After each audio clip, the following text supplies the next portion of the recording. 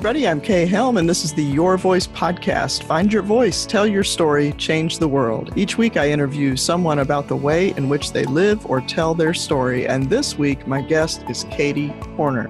Katie is the founder and CEO of Blogging Successfully and the Blog Connection, an online membership community helping midlife women spread their message and increase their income. She's the author of several Amazon bestsellers and the Blogger's Guide 8-book series. She does it all from Mexico. Katie, welcome to the show. Thank you so much, Kay. I'm excited to be with you today. Katie, you and I met online in a Facebook group, and I went to your website and saw all these great resources that you have available there. And then when we spoke, I was really intrigued to find out that you're doing this from the mission field. Yeah, we got started in missions work first before we created our businesses. Mm-hmm. And then, let's see now. April 13th will be our 11th anniversary in Mexico. Great. And so we came down, we worked the first 3 years at a Bible college, and then the Lord brought us to Campeche, where we still are. And we went through several ministry shifts or ministry changes in a short amount of time, right about the time the recession hit in the U.S. Oh, fun. So this is back, 7-8 years ago. Yeah. And we had a lot of our support drop off at the same time our family was growing. At the same time, we were new to this area and really loved this area of Mexico. It's way down by the Yucatan Peninsula at the bottom of the Gulf of Mexico. And just really, we knew the Lord had brought us here, but we also knew that something was going to have to change if we were going to stay, because financially it just wasn't working.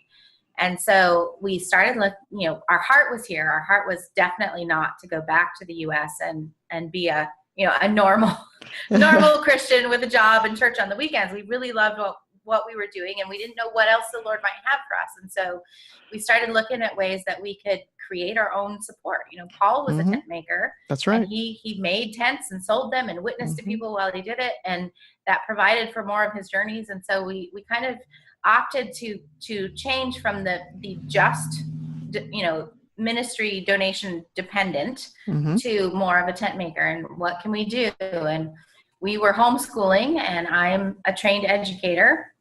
I have a master's in education. And so we started looking at the homeschool movement here in Mexico and realized that there was a great need for material. And so that was our first business idea, really, was to create a homeschool curriculum for Spanish-speaking homeschool families that would meet that need, but then also provide an income for us. And so back in 2012, we put lemonhouse.com online and started with a first grade curriculum. And now it's grown to where we have a preschool all the way through sixth grade literature-based curriculum for Spanish-speaking families. It's all in Spanish. And we're able to now train parents through the blog and different events that we can go to throughout the year, conferences here in Mexico and other places. And we said, when it was never if, but when we start making a regular income from this, we want to be able to teach other women how to do that from home as well.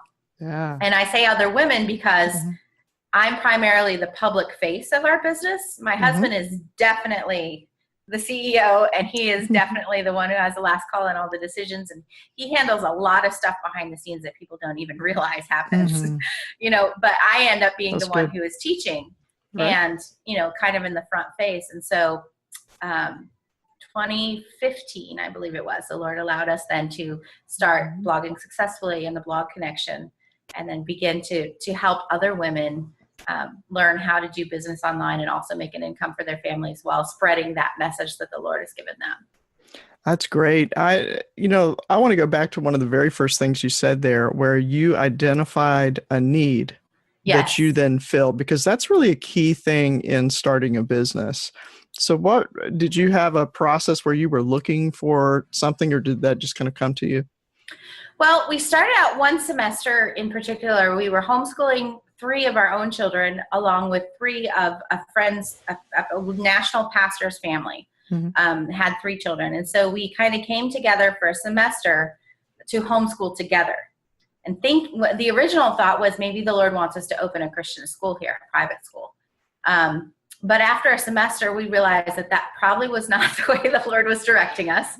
And we started looking at, there weren't very many other homeschoolers in this area of Mexico. In the South, it's still a very new idea. A lot of people don't even know that they can do it, or that there is such a thing. And so we started researching more about the homeschool movement in Mexico, and realized that there was such a need. At the time that we created our curriculum, there was only 2 or 3 other curriculum available in Spanish at all. And to order 2 of them, you would have had to know English to go online to the site and order the material, or to call someone and order it. And so we, we said, well, that's a need we can fill. If people know about this in their own language, and the website is in their own language, and the support is in their own language, then this is going to be an empowering thing, not just for education, but our heart is really for discipleship. And that's my husband's heart as well. And, people say, well, you're not church planting missionaries.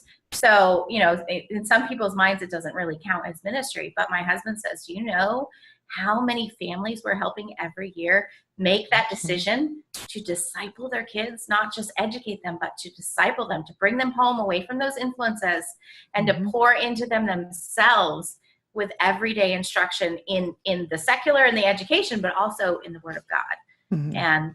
And that's really, that's where we identified the need and said, hey, we can do that. And went from there. And that really is, you have to remember the call. Jesus didn't lay out the strategy of go plant churches. He said, go make disciples. And then he has led in different ways at different periods of time and in different locations and among different people. I mean, he does all kinds of different things. So that was great, identifying what's happening. Yeah, and that's right not now to say that we don't do any kind of church planting or evangelism like that. We've worked with several church plants through our 11 years here, and we have tried to get a couple of congregations going on our own. And right now we have a coffee shop ministry. The Lord has allowed us to purchase an old 250-year-old home here in Mexico, and we are working to convert it so that in the future the Lord can use it as a retreat center or a sanctuary for missionaries is really our heart. But in the meantime, we have this one room that opens to the street, and we've converted that into a little coffee shop so that we can have more of an outreach in the community and be able to bring them in and create a relationship with them and talk to them about the Lord and invite them back to Sunday morning service and free coffee and, that kind of thing. And so there is definitely still an evangelism focus in what we do on a day-to-day basis, but the Lord has just expanded our ministry incredibly through the businesses that he's allowed us to create. It sounds like you've got a diverse type of offering of what you're doing across, kind of what we would consider traditional ministry versus, not against, I started to say versus the other business things. It's not versus, it's not or, it's and. It's and that's what I really love what I'm hearing about that, because you've got this kind of continuum of different activities that you're doing. How do you navigate all that? Well, a lot of people talk about balance, work-life balance and work ministry and family balance and things like that. And we really, we take a different stance. We say it's not balance, it's blending. You cannot separate who you are in God from what you do on a daily basis. And God has called us to all of these things. And so we are blending all of these things together, and we're working the businesses with the homeschool, with the coffee shop schedule, with the conference schedule, with the the online orders and customer service and the ministry on the weekends and all of that we're doing. It just sort of blends together, and it becomes what you do, and you decide sometimes by schedule what you're focusing on right now, and sometimes by urgency. But it all, 1 Thessalonians 5:24 is one of my favorite verses ever. And it says, faithful is he that calleth you, who also will do it. Yep. And that's what we live by. If the Lord has called us to it, he's going to get it done somehow. Yeah. And we just keep taking that next right step and saying, Lord, lead. We need your favor. We need your wisdom. Help us to keep doing the next right thing and be able to do what you call us to do. I love the blending. That's a great concept right there. It's not pulling apart. It's not, there may be tension at times between different aspects of what you're doing, but really that idea of blending the whole thing. You are a whole package, of things that you do and who you are, so it's not silos. Right. Exactly. Yep. And right now, like if you were to look at our family schedule, some people say, well, how do you do all this? You know, what does your day look like? It's Mexico, so we usually go to bed late, right? You may have people stop in and visit at 10 o'clock at night and stay for 2 hours. You never know. But so we're usually to bed late and the kids are up late. And so I will get up in the morning and that is my work time. So for what I need to get done for the online stuff, but it's not to shut them out completely. And Tap is always home in the mornings or in and out quickly if he needs to be, you know, and they have a routine. They know what to do, get up and get their breakfast and do their Bible reading and do their homework they can do on their own and have their free time in the morning while I'm working. But I'm not completely unavailable. You know, they can come in and tell me the exciting new bug they found in the yard, or, you know, come in with an owie or whatever. But teaching them that, you know, this is mom's work time, but I can still approach if I need her, you know, and that's been just beautiful. Something that the Lord has just impressed on me lately is just the blessing that is to still be present, even though we're working during that time, you know, and then we have lunch together and then we'll do the subjects that they need help with. The different ones, work with them one-on-one or two-on-one, whatever the case may be. We'll do our family school, we call it, where we're doing our science or history or read alouds together. And then the older two girls actually have part of a schedule in the coffee shop. We're trying to use that as an opportunity to train them with some business and responsibility as well. And they work a couple hours a day, and they're being kind of the one in charge for when anyone walks in, and then they can run and get dad or mom if they need help, you know, but to try and use that, and then they get paid at the end of the week as kind of a first job type of deal. And so, so that, I mean, right now, that's what our schedule usually works like. And then if one or the other of us has to travel for homeschool or business or whatever, we do that and just shift. And then you come back, and it's almost like coming to a new season. Every time you come home again, you have to regroup and figure out what your new normal schedule is going to be. But, you know, you just go with it. I like the fact that you're doing it. You're living the life, and then the people that you are helping. So let's talk about the bloggers that you are helping and your target audience there. Who are they, and what are you doing to serve them? All right. So I call them my people or my girls. I work the best. I seem to click the best with the women who are my age and older. And so my target audience, if you want to call that, is women who are almost empty nesters.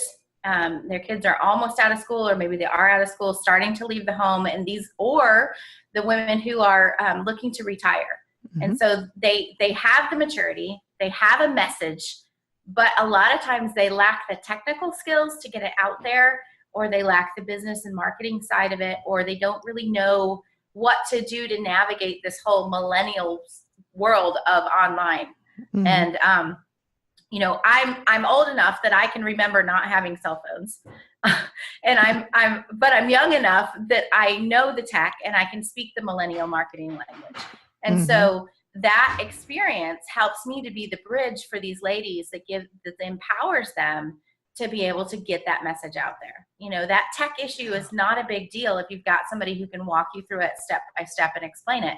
And, you know, the marketing thing is not a big deal if you've got someone who says, this person is a trusted person who can help you do this, you know. And so bringing all of those skills together, along with the fact that, you know, I grew up right next door to my grandma in the Carolinas, and they're still living. I still have a very close relationship with them, and I just communicate well with that age group of women. And so it's really been exciting to see what some of these ladies are doing. You know, I've got one right now who's been in the corporate world for 30 years and doing copywriting and marketing, and she just left that job to start a blog about fashion, fitness, and focus for women over 50. And she is doing awesome. It's just so amazing to see that take off, you know. And I've got another woman who travels a lot with her husband, but by boat. They love to take their boat through the Caribbean. And so she has become a travel blogger. And just to see her growth over the last couple of years, and how now she's also a travel magazine editor, and she's getting like these luxury resorts that want her to come and stay so that she'll write about them because she's so great at it. And it's just so exciting to see them, empowered, and to make those things that would have been a stop go away. And they can get that message out there and help those people that they are meant to help, because we all have a message, right? And we're all we all have something somebody else needs. And so I just come alongside them and take away those speed bumps so that they can get that out there. And then we look at ways to monetize the message and things like that as well, so that ultimately it pays for itself and then becomes an income stream for them. All right. So a lot of our listeners might be thinking about starting a blog, or that's one of the things they're looking at, or maybe they've been told, or you really need to start a blog. But, a lot of times we start with, what's a blog and why would I do that? Could you talk a little about that? Sure. So a blog is a platform. It's essentially an online publishing platform. So you can go in and write an article, which we call a blog post, and then publish it, and it gets sent out to all of the search engines. And so if you're really good with the keywords and the search engine optimization, which we call SEO, then the idea is that people who want to know about that topic will type into Google or something, Florida travel. And then your post would come up and they come and read that. Okay. So we don't make money just by publishing words on our blog, but because we have a blog where we can publish words, we can then give people solutions to their problems. So like, you want to go to this event in Florida? Well, here's where to get tickets. And I use something called an affiliate link, so that if someone clicks through and buys their ticket, I get a little bit of a commission for recommending that. So that's one way. Or you offer services, or you offer, like maybe how, like there's a lady online right now who takes clothing, or baby clothes, or your loved one who has passed takes some of their clothes and makes a memory blanket from it. And so you offer services like that through this platform that is your blog, and that becomes an income stream. And several different ways as well. It becomes a way for you to become known, so that you can be paid to speak in different places. And it becomes a place for you to write and publish your own books. Gone are the days when you can only see your name in print if you have a huge publisher. Anybody can publish a book now. That's right. My grandfather did it at age 85. So it's really, really exciting to see all the different opportunities that can open up to make an income and get the message out, because you have this platform called a blog. Yeah, I think that's the thing too. When we say, people who say, well, you ought to have a blog, versus, okay, now I have a blog, how do I make money on it? And then you're talking about diverse, forms of income and all these different things. And so there's a lot of terms there, the SEO and all of that. But having somebody like you then to walk you through the process that's the service that you provide, is that you're helping people understand, okay, these are the things I need to put in place. Right. And in our membership program, in the Blog Connection, we have actually 8 different stages. You might consider it like a course, where we go from blog idea to blog income. So we talk about, what's your vision for this? What's your end goal?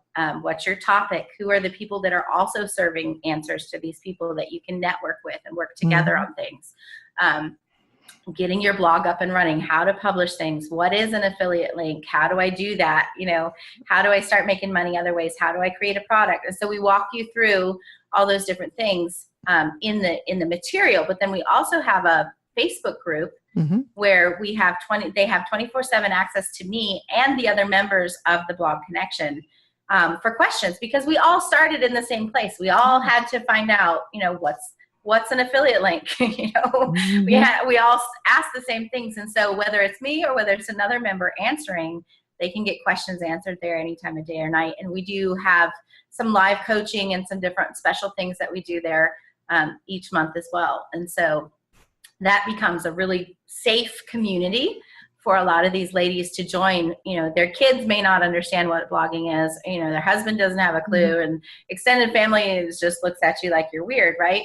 But here you have a community that is talking about the same terms as you, right? And they're learning just like you, and willing to help each other and have discussions and brainstorm ideas, and it's just a really great support community, as well as the education that they're getting. So. And that's great when you have a group that you can toss those questions out and not feel silly asking the question. And people say, yep, I know exactly. I've got the same question, and here's where I'm finding the answer, and here's what I've tried, or hey, let's try this. Has anybody done this? It's great opportunity to kind of just bounce things around and see where they land. Right. Yeah. So now you're an authority on blogging, would you say? Yeah. Well, that is a relative term. So depending on who you ask, I might be or I might not be, but I have been doing this since I've been blogging. Oh goodness. I've been blogging 8 or 9 years now, but doing it officially as a business for the last 6. So, okay. If that makes me an expert, then I'll take it. Well, and I've heard somebody say that if you can teach 100 people to do something, then you've got an audience and you've got a way to do something with what you know. And so if you think, well, I'm not an expert. I mean, this was kind of the hurdle that I had to overcome was, well, what am I an expert in? Because I know I know a little about a lot of things, but how to leverage that. And so, well, if you know more than one other person, you can teach that one other person. Exactly. And so if there's 1, there's 10. If there's 10, there's 100. If there's 100, there's 1,000, and so on. So people are out there, and then you have to just figure out how am I going to find them? How do I connect with them? And that's is that another part of what you teach? Yeah. Well, and a lot of my ladies have that too. Well, I want to teach this, but so-and-so's got a course on that. And I'm like, well, but they don't teach the way you do. And they weren't trained exactly like you, or they don't come to it with the same experiences, and they don't reach the same people you do. Like, you may overlap a little, but ultimately you're going to reach people they're not going to reach. So who cares if somebody else has a course like that? If that's what God wants you to do, you need to make that course, and realizing too that you don't have to be an expert. You just have to know more than the person asking the question to be able to be a teacher.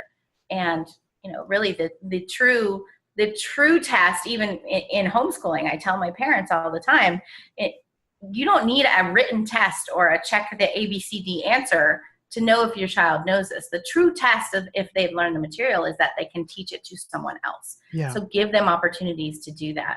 And essentially that's what we're doing even within the Blog Connection group, is giving these ladies a chance to share. 2 months ago, they were asking the questions, and now there's someone new in the group asking the same question, and they get to share what they've learned and say, oh, look, I do know something now, and it be helpful to that person. And it just becomes a series of mentorships that can grow and build those relationships as well.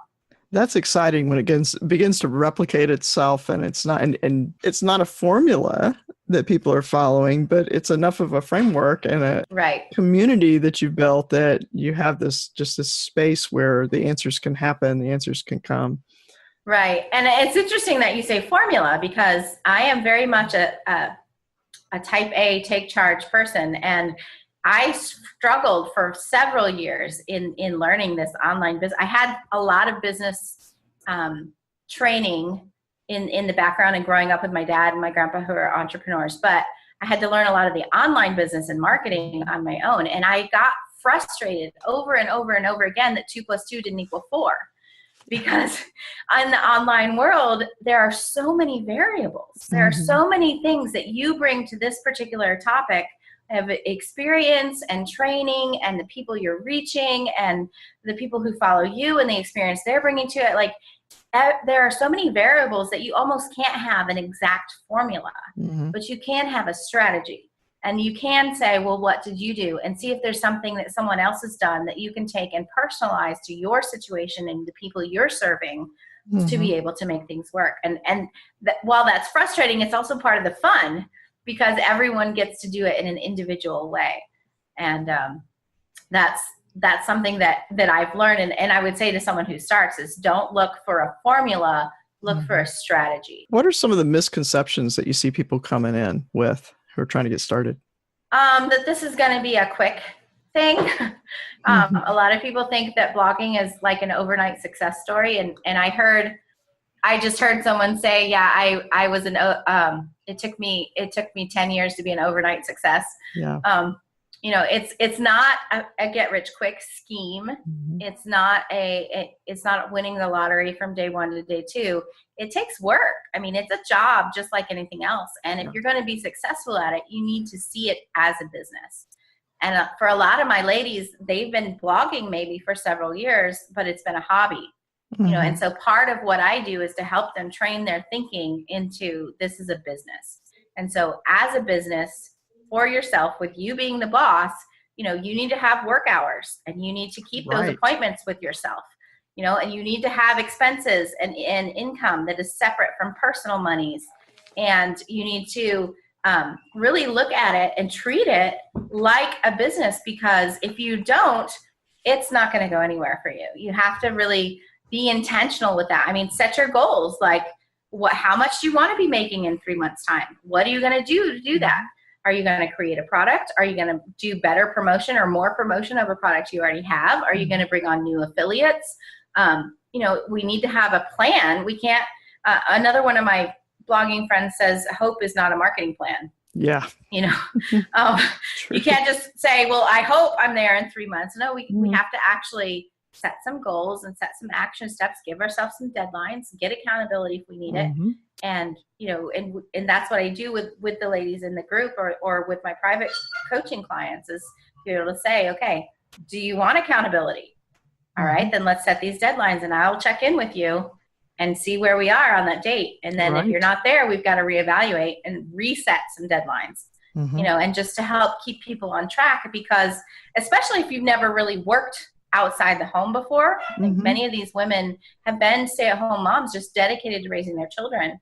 And now they don't have that need on their time anymore. And they're looking for ways to bring in income and keep themselves busy and make an impact.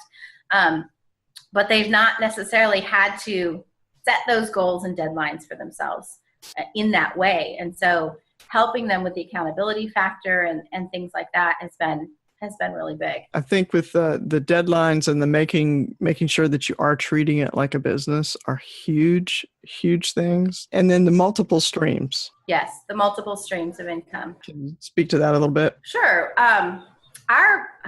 If you look at some of the income reports that we have at bloggingsuccessfully.com, some of our blog posts that are income reports, you'll see I put graphs in there showing some months we have up to like 15 different income streams. Wow. Yeah. And I track it that way because I want people to see it's not any one thing that you do that's going to make you hit the jackpot and live happy for the rest of your life, right? So it may be, for us at least, we have books that we've created and put on CreateSpace. We have classes that we have created and sell. We have the membership program, which is a monthly fee for the blog connection. I have coaching clients who pay me for private coaching. We have affiliate links in most of our posts. So if you were to purchase that thing, that the product or service that we're recommending, then we get a commission from that. So that brings in income every month. We have services. Sometimes we provide certain services behind the scenes for people, and that may be like creating a media kit for them if they want to work with a sponsor or something like that kind of puts them in the best light as an introduction to this company they want to work with. We do sponsored posts and sponsored emails to our email list and things like that. So that's an income stream. And if we get paid to speak somewhere, that's an income stream. If we sell our curriculum, and so there's many, many, many different ways that you can bring in that income online, and just trying to be creative. And that's why the brainstorming is so good sometimes within our group, because you may think of things that I would have never thought of, right? And how we can all work together to try to create some creative ideas for income. And especially like with social media changing all the time, you have to stay on top of things. You have to stay on top of the rules. We used to be able to share affiliate links freely on Facebook, and Facebook changed their rules in January, and we cannot do that anymore. So now instead of sharing an affiliate link from Facebook directly to the company, I have to share a link from Facebook to the blog post where I talk about the company. You know, and so you have to change your strategies and things. But yeah, so there's lots of different ways that a blog can provide several different income streams. And it's a fast moving world, like you were saying. I mean, it just, the keeping up with just the social media is quite a handful there. And it's not set it and forget it. Yet there are a lot of things you can kind of automate and just all kinds of things. And again, it goes back to having people, a community of folks that you can talk to and keep tabs on what's going on. People, what are you doing for this? How are you doing that? I'm getting behind here. What's working for other people? And there is a lot that you can automate. And then, you know, at some point, there's also, as a business person, you can make that evaluation decision that says, is my time best spent doing this? Or should I hire that out so I can spend time on something that's going to give me more return?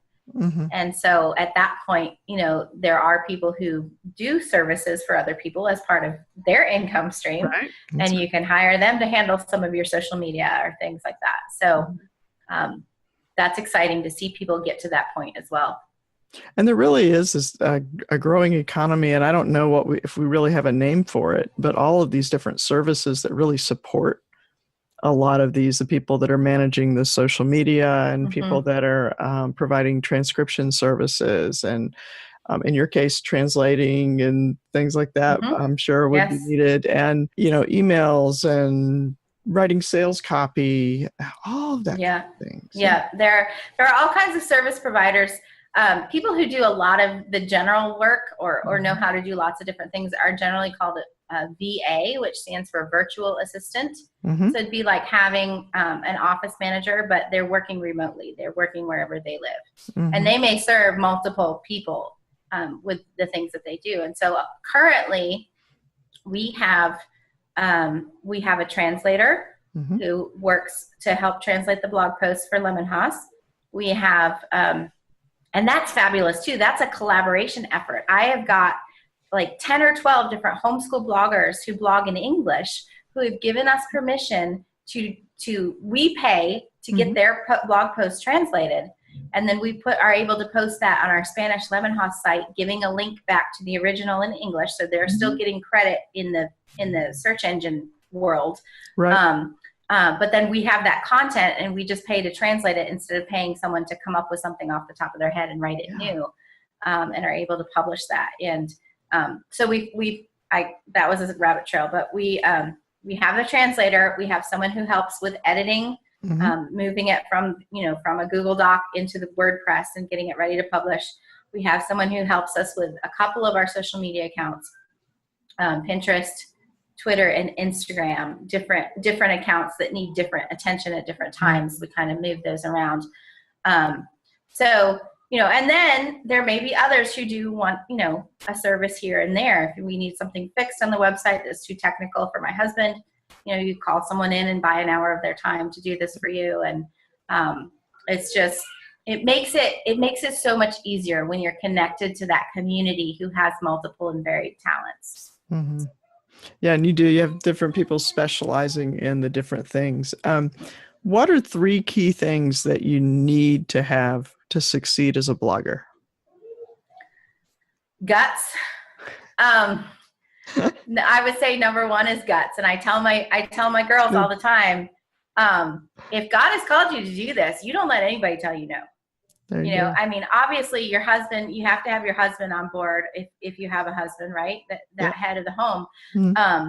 But especially if you're a Christian, if this is something God has called you to do, that 1 Thessalonians 5:24 is true for you just like it's true for me. Yeah. And it doesn't matter who tells you can't. You need to do this if this is what God's called you to do. And if you don't have that clarity or that confidence, then that means you don't know God well enough yet. So spend some time getting to know God for who he is and who you are in him.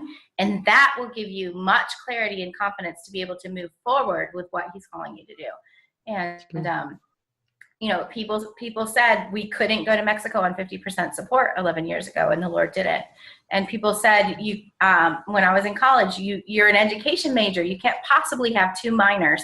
And I did it, and you're in full-time ministry, you can't start a business. And now we have 3, and all of these things. But it was because God was calling us to it, and God always makes a way. He always pays for what he orders. He always gives you what you need to do what he's called you to do. And so that's the first thing that you need is the guts and the clarity, the confidence to be able to move forward. The second thing that you need to be successful with online business is marketing. You need to have some marketing knowledge, or else you need to have someone you trust to do the marketing for you.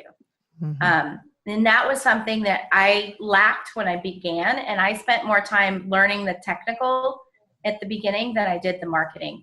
And no matter who you are and what you're offering people, even if you're not really charging for a product, even if this is a hobby for you, if you're going to make it and be able to impact thousands of people online, you're going to have to market that message. Yes. And so you're always not selling necessarily, but you're always marketing. You're always trying to find new ways to let people know about what you do and what your message is and how you're going to help them solve this problem that they have.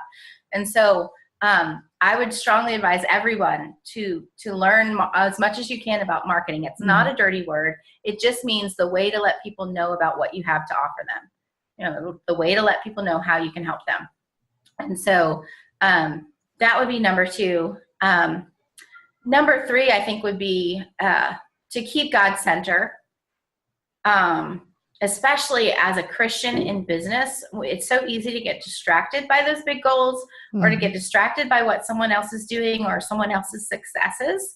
But to really keep God front and center. And if that means you need to get back to giving him his part of the increase, if that means you need to get back to asking him for guidance and favor on a daily basis, if that means you need to get to know him better, whatever that means for you, you need to have God front and center in your business. It's just like the work-life balance. You cannot separate your Christian life from your business life. It needs to be part. And that doesn't mean you hit people over the head with the fact you're a Christian in business. You don't have to, you don't have to be out there actively or aggressively evangelizing, but just that light in your eyes, the love that you're showing to your customers, it tells them that you're a Christian, and that should not be separated, from who you are and from your life. And so I think those are the 3 big things. And that's really just come clear for us even in the last couple of years. And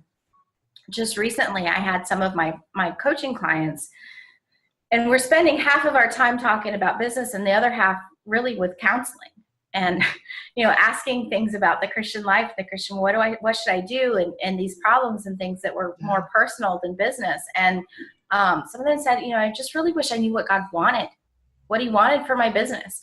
And so we started talking. They ultimately asked for a Bible study business coaching program.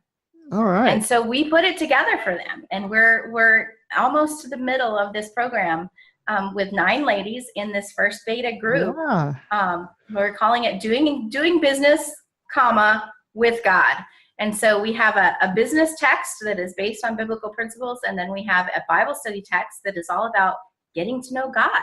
And we're going through that and really creating a strong foundation for them in their personal life and their business life. To be able to move forward in confidence with this business the Lord has given them.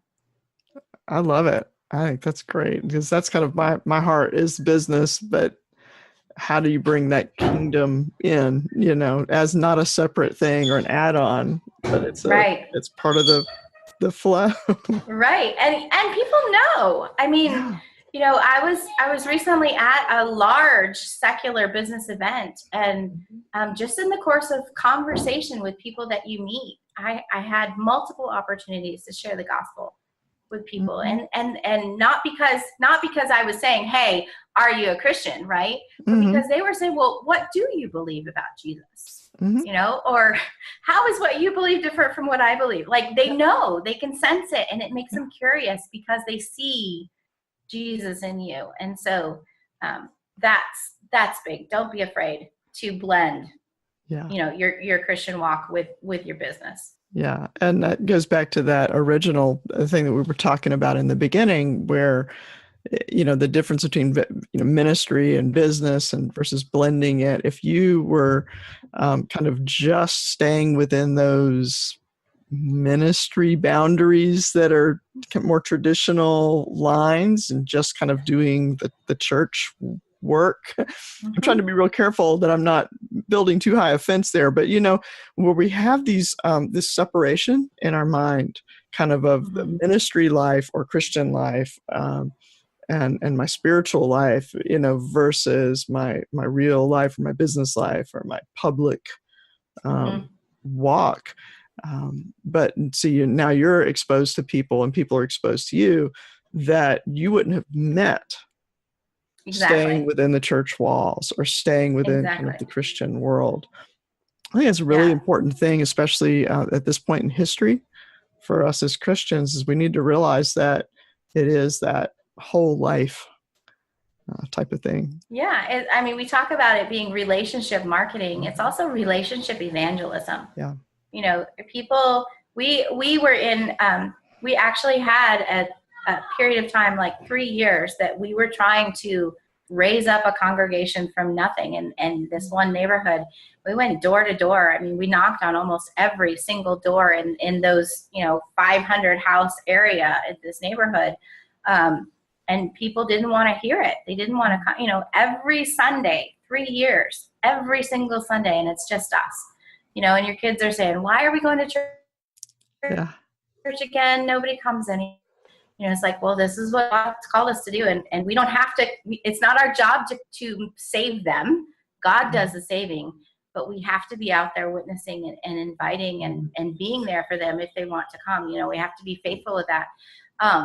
And now the way the Lord has shifted our ministry, we're not doing as much of that. We're kind of in the coffee shop where people come to us now, and we get to minister to them in that relationship and conversation and share Christ with them that way. But then with these other businesses, the Lord has totally opened doors that would never have been there. And now we're able to impact people, you know, all over the world. I mean, you can coach virtually like we're doing right now from anywhere.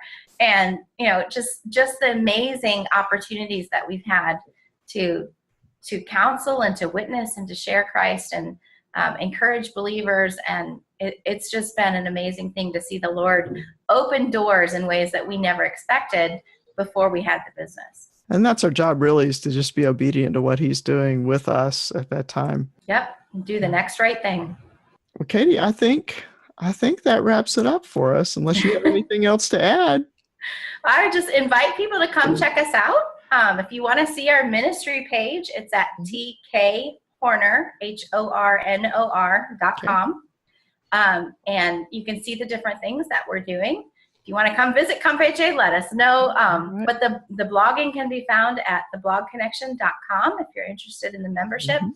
And then I can give you my email as well. It's just katiehornor@gmail.com. And you're welcome to get in touch with any questions you have. If I can help in any way, I'd be very glad to do that. And I would add, I did sign up for one of Katie's courses, and I'm loving it. And it's not like a long, drawn out course. There's a ton of information in there. It's really useful but it doesn't take a lot of time. Right. We do have some free courses. If you go to bloggingsuccessfully.com/courses, there's a couple 30-day things. And we did that on purpose to have short wins on a daily basis to kind of create that habit and help folks do a specific thing over the course of a month. So you can check that out. Yeah, it's really clear and really helpful. We will have all those links in the show notes. So if you check out the show notes, either in your app or on the website, yourvoicepodcast.com, you can find all of that linked directly to Katie and all of her projects. Katie, thank you so much for being on the show this week. You're welcome. It was a pleasure. All right. And that is this week's show for the Your Voice podcast. Make sure you check the show notes and consider leaving a review on iTunes or wherever you listen to podcasts. That'll help other people find the show, helps us all. I'm Kay Helm. Until next time, this is the Your Voice podcast. Find your voice, tell your story, change the world.